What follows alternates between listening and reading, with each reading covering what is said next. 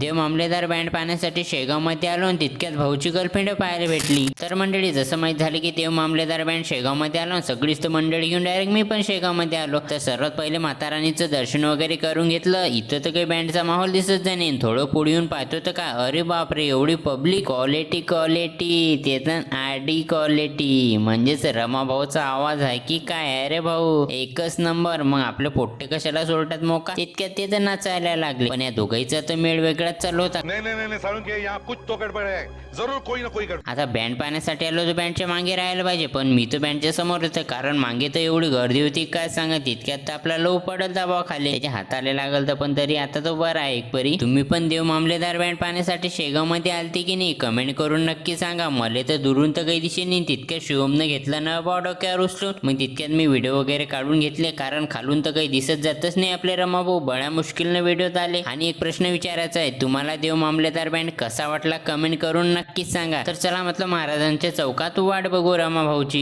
इथं येऊन पाहतो तर का, भाऊ तर त्या गर्लफ्रेंड संग कोणत्या गप्पा चालू आहेत आणि कोणत्या नाही, त्याची गर्लफ्रेंड तर पाहून घ्या एक वेळा, गजब बेइज्जती। आणि महाराजांच्या चौकात आल्यानंतर खूप वेळ वाट बघितली, पण रमा भाऊ तर काही आले नाही। आपली डोंगरगावची मंडळी इथं थांबू थकली ती। तर आजच्या व्हिडिओमध्ये एवढंच, भेटूया नेक्स्ट व्हिडिओमध्ये।